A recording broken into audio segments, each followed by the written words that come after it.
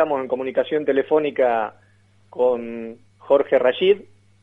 Jorge, ¿cómo le va? Emiliano Villazón lo saluda en Poniendo Negro sobre Blanco. Buenas tardes. ¿Cómo están ustedes, compatriotas salteños? ¿Cómo están? Buenas tardes. Muy bien, Jorge. Un gusto tenerlo nuevamente en este programa. Y le quiero preguntar, habida cuenta de los 20.000 casos de hoy, 30.000 ayer, 29, 27, 23, 20... Así fue la semana que pasó. Hoy, 19 de abril de 2021, ¿cómo estamos en relación al 19 de abril del 2020, Jorge? Peor, indudablemente peor. Hay que ver la película, no la foto del día a día. A veces nos hace perder la esperanza y al día siguiente nos hace recuperarla, no es un seguimiento epidemiológico la foto del día a día. Estamos viendo una época muy difícil que tiene razones regionales, tiene razones nacionales, tiene problemas internacionales, y si no se relata y se da el contexto a esta situación, es difícil de entender, ¿no? Yo siempre empiezo por la situación regional, con 17 millones de chilenos, hermanos chilenos que están en toque de queda, en 39 departamentos, Brasil que está colapsado, ya no en los sanitarios, sino en los cementerios, con Paraguay y Bolivia absolutamente incendiados, prácticamente sin vacuna en el caso de Paraguay,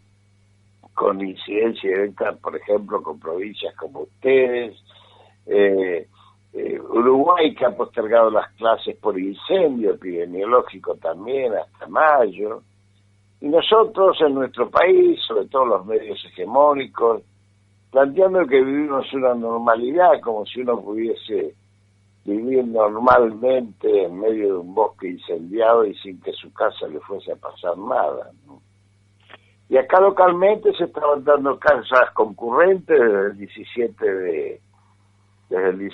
de febrero, con la presencialidad en las clases, no por las clases, está mal planteado el tema. Mire, si los chicos, si pudiesen llegar a las aulas en paracaídas, sería notable y sería buenísimo, pero no llegan en paracaídas. La presencialidad en las clases implica una movilidad social de 14 millones de argentinos en todo el país. Esto sabemos, los epidemiólogos lo dicen, los sanitaristas lo corroboramos, los virólogos y los bacteriólogos lo anuncian y lo gritan, que por favor bajemos la movilidad social, porque la movilidad social es la que desparrama el virus, y esto implica 14 millones, 12 millones de personas más en la calle. Cuando vemos por el seguimiento de las telefonías celulares lo que implica esa movilidad, uno se espanta de cómo aumenta, impacta en el transporte público, empiezan a bajarse los protocolos, la nocturnidad se dispara, y todo el mundo cree que hay una normalidad porque estamos vacunando, y venimos subiendo en forma realmente alarmante, porque antes duplicábamos cada 14 días, ahora estamos duplicando los casos cada 10, y obviamente esto ha llevado al presidente de la Nación y al gobernador de la provincia de Buenos Aires, a quien asesoro, a tomar medidas muy fuertes, aparentemente, pero muy limitadas en el tiempo. 14 días lo veníamos proponiendo hace un mes y medio, nosotros en el equipo asesor de Axel Kicillof, en la medida que en 14 días son aquellos que podemos evaluar y también cortar el camino al ciclo molecular. Todo esto que le estoy diciendo era sabido, pedíamos el cierre de fronteras, pedíamos que no haya más vuelos internacionales, y pedíamos este cierre epidemiológico en las zonas incendiadas, por supuesto, no en aquellas zonas que preservan algún grado de quietud en cuanto a la movilidad viral y al virus comunitario que está tan hambriento en algunos sectores. Usted sabe que coincido con lo que está diciendo. Por este mismo programa recientemente hemos hablado también con la ex embajadora Alicia Castro, quien fue una de las primeras voces que se alzó pidiendo el cierre total. O sea, esto debe haber sido la entrevista hace como un mes más o menos que lo pidió Alicia en este programa. Que venimos pidiendo el cierre de frontera exactamente un mes y medio y desde la gobernación de la provincia de Buenos Aires. Claro, pero le quiero decir que en las últimas horas, en los últimos días, hemos conocido nosotros la esperanzadora noticia del viaje del ministro Guzmán hacia Rusia, al efecto de pedirle o empezar a negociar con Vladimir Putin la posibilidad de que se produzca la Sputnik 5 acá en Argentina. Pero hasta tanto nosotros no contemos con esa vacuna y hasta tanto no podamos inmunizar a la población mediante la campaña de vacunación que se está haciendo a ritmo acelerado, pero hasta donde se puede, porque no hay vacunas suficientes para vacunar a todos de manera inmediata,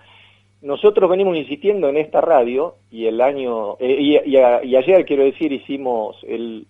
el último programa que hicimos con mi padre, estuvimos 2 horas hablando al respecto, venimos insistiendo en que es necesario un confinamiento total de la población. Ahora bien, ¿por qué hay gente, y esta es la mayoría de la gente, que no entiende que la única opción para evitar más contagios y muertes es el confinamiento total, doctor Rayed? La verdad es que no es la mayoría de la gente. Yo ahí no estoy de acuerdo con eso, ¿no? Las estadísticas, los estudios que venimos haciendo nosotros casi en forma cotidiana, no se olvide que en los equipos asesores hay sociólogos, antropólogos, fundamentalmente matemáticos de todo de nivel internacional, como Korenblick, Ayala, Willy Durán, Ezequiel Álvarez, Quiroga, de Córdoba, en fin, además de los terapistas, los jefes nacionales de pediatría y todos estos que además hay sociólogos que están midiendo. Y usted sabe que el grado de aceptación a las medidas antes que se produjesen era del 55% de la población y había un 30% de la población que quería medidas más limitadas, pero decía que estaba dispuesto a aceptar medidas más duras. O sea que a mí me da la impresión, y perdone esta digresión, pero a mí me da la impresión de que la única mayoría que existe es mediática, de los voceros de la muerte, de lo como yo lo llamo, de estos sectores que militan la muerte mientras nosotros militamos la vida. Me da la impresión de que son las minorías intensas que intentan hacernos creer a las mayorías que somos minorías. Esto es una mecánica muy fuerte que utiliza el neoliberalismo a nivel internacional para mantener la cultura dominante. Y esto hay que estudiarlo a fondo porque fíjese usted que las medidas tomadas por el presidente han sido acatadas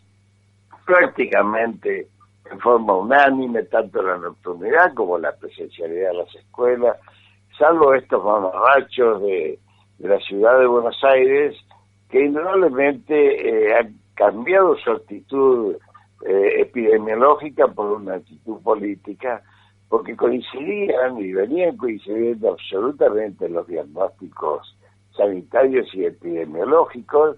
pero de pronto empezaron a desconocer sus propias afirmaciones, se transformaron en rottweilers rabiosos cuando hablan con los medios de comunicación, y después en las charlas internas, en las discusiones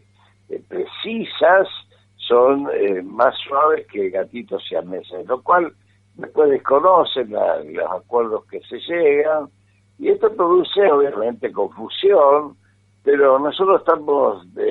determinados, decididos a seguir el camino de la vacunación, a seguir el camino de la vida. Estamos cerrando los grupos de riesgo en provincia de Buenos Aires y casi en el país, si seguimos con este nivel de vacunación. Entre ayer y hoy llegaron 1.664.000 vacunas en un mundo que todavía sí tiene 130 países sin vacuna, 10% de países que brutal e inhumanamente ha acaparado el 80% de las vacunas. La Argentina es número 24 en provisión de vacunas y número 20 en vacunación. Y nosotros, cerrando los grupos de riesgo, para lo cual en provincia de Buenos Aires nos faltan solamente 3 o 4 semanas, estamos arrancándole a la muerte la explicación de 85% de los 59.000 muertos que tenemos, lo cual implica para nosotros que este grupo de riesgo vacunado aún con una sola dosis, vamos a evitar las terapias intensivas y las muertes, y con eso le estamos arrancando a la parca, como decimos en el barrio, ese bocado de llevarse a los más débiles, a los más desprotegidos, a quienes tienen comorbilidades y a los mayores de edad. También es cierto que el virus está atacando ahora al grupo etario menor. Tenemos un promedio de 10 a 12 años menor en todos los países incendiados por estos virus de Manaus, Inglés y de Río de Janeiro, y todavía en la Argentina estos virus no son prevalentes, van a empezar a hacerlo dentro de 15 días, y esta es nuestra preocupación, porque ahí sí que el incendio de las praderas necesita tener la mayor cobertura de vacunación posible. Le digo lo que le decía hace un ratito respecto a que la mayoría de la gente, yo creo que no está aceptando una medida de confinamiento aún no dispuesta, porque yo recorro Salta y lo hago, le digo, con barbijo puesto e inclusive con una máscara de esas de plástico, al solo efecto de concientizar a quien me está viendo y que ocasionalmente esbozo una sonrisa cuando me ve a mí aparecer con esa escafandra. Eso lo hago desde marzo del año pasado. Y mi familia no tiene reuniones sociales, a pesar de que tenemos la suerte de contar con muchos familiares vivos y ser una familia numerosa. Podríamos hacerlo, sin embargo, estamos viviendo acá en una situación que entendemos que es la que hay que vivir. Sin embargo, cuando salimos a la calle vemos que no. El resto de la gente no lo hace, nuestros vecinos tampoco. Y creo, y ahí me permito preguntarle, que eso tiene que ver con la actitud adoptada por el presidente de la Nación, que si bien es cierto, ha adoptado las medidas correctas, lo ha hecho solamente respecto a una franja específica de nuestro país, que es lo que se conoce como el AMBA. Consecuentemente ha dejado librado al resto de los ciudadanos, entre los cuales me incluyo a los vecinos de acá de Salta, a la decisión que puedan adoptar cada uno de los gobernadores provinciales, teniendo en cuenta que estamos atravesando una situación de pandemia y que se han dado en Salta cosas de contradicciones y absurdas, como por ejemplo que el viernes de la semana pasada, apenas se había conocido el decreto nacional, el gobernador de la provincia dijo: nosotros estamos en una situación de estabilidad respecto a la pandemia, por lo cual vamos a seguir como estamos. Acá en Salta los comercios gastronómicos continúan abiertos hasta la 1 de la mañana. Sin embargo, el mismo viernes, en el diario El Tribuno, la secretaria de Salud de la provincia dijo que estamos en una situación catastrófica. ¿Me entiende lo que le estoy diciendo, Jorge? O sea, desde el gobierno nacional se deja el libre arbitrio de las provincias, y en las provincias pasan estas cosas. Es increíble lo que está pasando. Bueno, lo estamos viendo incluso en Cava, ¿no? Sí, yo creo que en ese sentido puedo coincidir de que hay una debilidad de las políticas nacionales en ese sentido, porque no nos olvidemos que este es un país profundamente fragmentado de la Constitución de 1994. Y yo le doy un solo dato. En la Constitución de 1994 hay un solo artículo referido a la salud y habla de los consumidores. Y en ese artículo, junto el 42. Exactamente, junto con el resto de las disposiciones institucionales, la fragmentación de los sistemas públicos de salud lo lleva a la provincialización y a la municipalización en algunos casos que las constituciones provinciales lo permiten, lo cual implica que la debilidad del país hoy es la fragmentación de los sistemas de salud, justamente por esa fragmentación, junto con la debilidad de la fragmentación de los sistemas solidarios de salud, en especial aquellos que fueron violentados, como las obras sociales provinciales y las obras sociales, en algunos casos provinciales y sindicales, que fueron intrusados por las prepagas y fueron hacia una concepción del seguro antes que la preservación de la vida y el fortalecimiento de la salud, y el Plan Nacional de Salud que estamos estudiando aceleradamente en este momento, porque hace 8 años que lo venimos proponiendo, del cierre y del cambio del paradigma del sistema sanitario argentino ante semejante debilidad que impide la ejecución de políticas sanitarias con protocolo nacional, ¿no? Jorge, ¿ya circula alguna cepa nacional, como oportunamente pasó en China, en el Reino Unido, en Brasil con la cepa de Manaus y la de Porto Alegre, y en tantos otros países? ¿Tenemos una cepa argentina actualmente? Tenemos identificados cepas, dice el Marrán, acá le estoy hablando, va como todo, porque como yo, como todos los médicos, incluso los científicos, tuvimos que salir a estudiar a esta molécula maldita. Ninguno de nosotros es un experto, somos todos estudiosos de este tema, todo el día nos sorprende. La verdad es que tenemos cepas con variaciones regionales, pero ninguna con variantes profundas tipo mutación de cambios de proteínas tan espectaculares como la de Manaus y la de Inglaterra y la de Río de Janeiro. Le puedo poner esto en un ejemplo. Las cepas que se adaptan a los cambios climáticos, y en la Argentina tenemos muchos climas, son diferentes a los cambios abruptos que se producen en las cepas mutantes como la de Manaus, por ejemplo. Y le voy a poner el siguiente ejemplo. Si usted entra a una chacra ahí en su provincia y va a comer la fruta de la chacra de la que toma del árbol en la que estaba el cáncer de mano, pero esa se acaba y tiene que ir a por una escalera e ir a comerla de más arriba. Con el virus pasa lo mismo. El virus, cuando se da cuenta, no porque sea inteligente, el virus es instintivo, tan instintivo como el árbol que utiliza formas caprichosas en sus ramas para buscar el sol. Tampoco nadie diría, ¿no es cierto?, que un lapacho es inteligente, es instintivo. Bueno, el virus, la molécula también es instintiva y cambia sus proteínas cuando se da cuenta ya que el grupo que atacaba más fácilmente, es decir, la manzana que estaba al alcance de la mano, ahora tiene que vestirse de otra manera, poner la escalera para ir a buscar esos grupos etarios que se resistían. Estos grupos etarios son la gente más joven, porque tiene inmunidad natural, que es la que da la biología, la que es la salud, que es la fuerza que da la juventud. Y está atacando gente de los 45 a los 65 años, que además son personas mucho más fuertes, pero también son personas mucho más numerosas que los grupos etarios mayores a 65 años. Esto está produciendo en todos los países del mundo una situación de ocupación de camas UTI y en los cementerios de 10 a 12 años promedio menor a la que tuvimos el año pasado.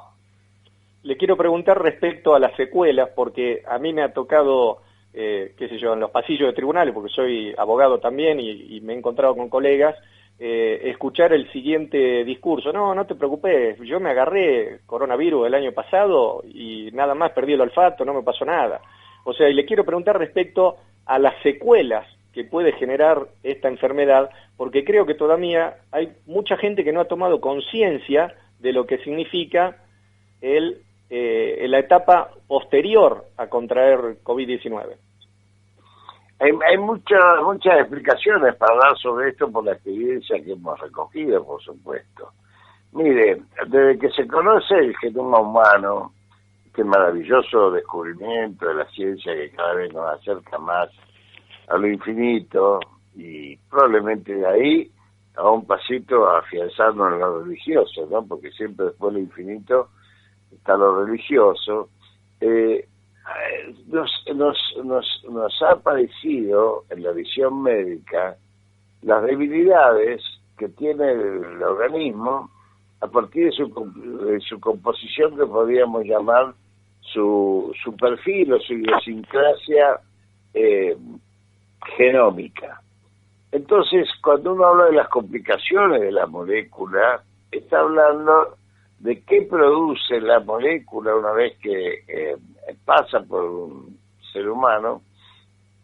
Ustedes saben que la molécula es menos que un bicho, no se reproduce a menos que parasite, y lo que hace en algunos casos, no en todos, por eso decimos en la medicina siempre un asertivo que viene desde antes del genoma y que se confirma con el genoma, no hay enfermedades sino que hay pacientes. ¿Por qué? Porque cada paciente tiene reacciones diferentes en función de esas debilidades genómicas. Hemos visto pacientes que han quedado después del virus, pese a ser incluso hasta asintomáticos, positivos asintomáticos, con debilidades cardíacas, no las voy a relatar, las que hemos encontrado, pero también hemos encontrado, por ejemplo, en los bebés, una situación que todavía no tenemos explicación científica, que es un síndrome multisistémico a los 3 meses de estar de alta el bebé, porque los chicos tienen COVID, los chicos se mueren de COVID-19, los chicos están internados por COVID-19 y hemos tenido muchísimos fallecimientos en la provincia de Buenos Aires, 28 chicos menores de 7 años, 5 comorbilidades muertos por COVID-19, lo cual implica que esta información que es oculta, que tienen más de 350 muertos de chicos y niños en el país durante el 2020, los 300 internados que tenemos, el grupo etario que ha sido afectado por esto, el más importante que multiplica los otros grupos etarios, el de los 13 a los 16 años, y toda esta información parece que se guarda en el arcón de los objetos perdidos, en vez de estar siendo publicada para que el pueblo, nuestros compatriotas, se enteren de lo que está pasando. Es verdad lo que usted dice, en muchos casos, no en todos, en la molécula, una vez que pasó por el cuerpo humano, deja circunstancias diferentes. Una de las circunstancias que podemos sí describir con absoluta certeza es que los anticuerpos que produce en un paciente asintomático positivo son muy bajos, casi nulos. Uno que ha tenido complicaciones muchos más y quien ha estado en situación crítica tiene muchísimos más anticuerpos que todos los demás. De cualquier manera, esos anticuerpos entre los 3, alrededor de los 6 meses, están cayendo de manera significativa, mientras que los anticuerpos de las vacunas, hoy ya tenemos comprobado su persistencia circulatoria durante un año. Yo creo que el gobierno, principalmente el gobierno nacional, porque a pesar de la estructura federal que tiene nuestro país, yo creo que la máxima jerarquía política y administrativa que existe se llama actualmente Alberto Fernández. Entonces yo creo que el gobierno nacional debería emprender una campaña de concientización a la población, porque al menos lo que veo yo en la ciudad de Salta, cuando la recorro, y lo que veo con mis vecinos, veo que la gente no toma conciencia respecto a la posibilidad de que sus niños, y estoy hablando tanto de los bebés como de los niños hasta los 5 años o niños en edad de concurrir a la primaria o secundaria, puedan llegar a contagiarse del COVID, a tal punto que es habitual ver el padre o la madre con el barbijo y el hijo sin nada, y concurriendo a lugares donde el resto de las personas están con barbijos. Lógicamente, algunos que no se ponen el barbijo cubriéndole el mentón, boca y la nariz, sino que por ahí se le oscila, digamos, sube y baja el barbijo. Entonces yo creo que hace falta una campaña de concientización para no tener luego que lamentar más víctimas. ¿Le parece lo mismo, Jorge Rashid? Absolutamente de acuerdo. En ese punto, aunque lo noto un poco enojado con el gobierno nacional, pero La verdad que en ese punto debo coincidir plenamente. Mire, la comunicación no ha sido uno de nuestros éxitos. Todo el éxito que tuvimos en las políticas sanitarias, que fuimos atacados sistemáticamente desde la cuarentena misma, que tuvimos que abrir un frente de batalla para reconstruir un sistema sanitario arrasado, destruido, denigrado, desfinanciado cuando asumimos el gobierno, un sistema sanitario que nos encontró dando pelea contra el sarampión y el dengue, de quienes gobernaron durante 4 años y arrasaron la salud pública, pero también los sistemas de salud privados, que no terminaron hospitales que estaban al 90% de su construcción. Fue un primer nivel de guerra. Esto se tendría que haber relatado con mayor precisión para saber lo que estábamos haciendo cuando trajimos 5 barcos de China completos, 42 vuelos de aerolíneas de todos los países del mundo para traer insumos, construir 12 hospitales rápidamente y empezar a prepararnos con una estrategia de morigerar la curva y aplanar el impacto desde el primer momento, que sabíamos que al virus no se lo puede derrotar,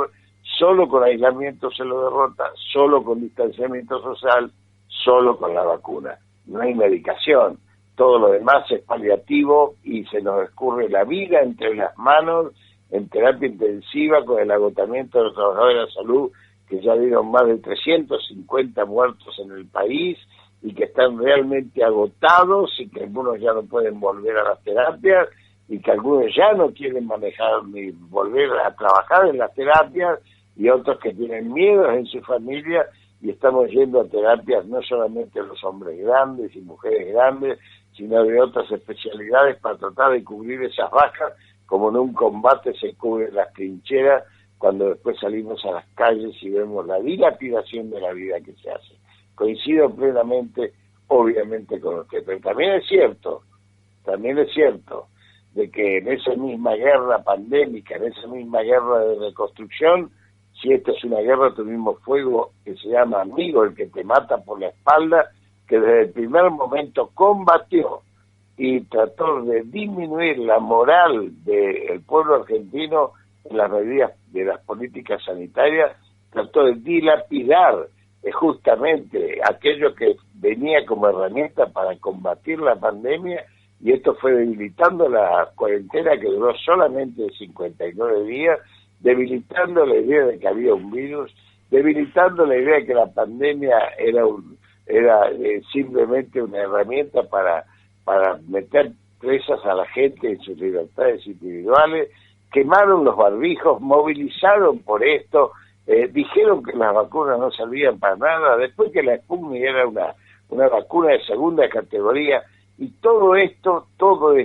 acumulado, y ahora con esta confrontación, donde no pasa nada, todo es normal, en un mundo incendiado, todo esto va debilitando a grandes sectores de la población y los medios de comunicación, la voz mediática, porque dejaron de ser medios de comunicación, forma parte del problema, ya no forma parte de la solución, y lo digo con todas las letras. Creo que además esos medios de comunicación son repetidos como megáfono en cadena nacional por los grandes medios provinciales. Es verdad, y lo hemos denunciado desde esta radio, y le quiero aclarar una cosa, Jorge, lejos de ser yo y esta radio un medio opositor, y si usted quiere... No dije opositor, dije con razón y lo puedo entender. No, ya sé.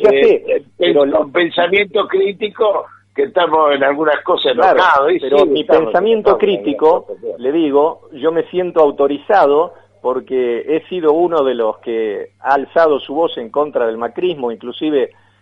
a quien usted asesora, que es el gobernador Axel Kicillof, le puede consultar, porque con Axel hemos tenido charlas de 45, 50 minutos en varias oportunidades, antes de que él asumiese como gobernador de la provincia de Buenos Aires, y le quiero decir que en virtud de eso y de la conciencia moral que llevo en mi persona, me siento absolutamente autorizado para criticar al gobierno nacional, porque creo que el gobierno nacional ha adoptado las medidas que debía adoptar, pero que no ha sido consecuente con esas medidas y que no las ha hecho extensivas al resto de nuestro país. Y me parece Yo que en la estoy de situación, acuerdo. como estaba mencionando, una situación de guerra, creo que no se puede andar teniendo la liviandad de dejarlo librado al arbitrio de los gobernadores, cuando sabemos que los gobernadores son absolutamente peligrosos porque son caudillos que lo único que hacen es cuidar su territorio político y no atender a cuestiones sanitarias como sí está atendiendo el gobierno nacional. Esto es verdad lo que usted dice, pero yo le quiero hacer, digamos, una propuesta de pensar juntos. Es la primera vez que el peronismo, por llamarlo como centro de gravedad quizás, o el kirchnerismo, o Cristina, para ponerle nombre y apellido, llega al gobierno con una coalición, una alianza, un frente de todos, que nos ha hecho postergar incluso en la campaña, y ahí salgo ya de lo sanitario a lo político, cuestiones estratégicas. Yo soy médico de Milagro Salas. Durante 4 años, no solamente Milagro Salas, de los 13 presos de la Tupac y los presos de Ezeiza, y durante 4 años le estuvimos diciendo a nuestros presos políticos, y yo sé que esto es una expresión muy fuerte porque estamos cerca ahí de Jujuy, que iban a salir no por la justicia, que es cómplice, por el lawfare, por el diseño estratégico de Estados Unidos sobre América Latina,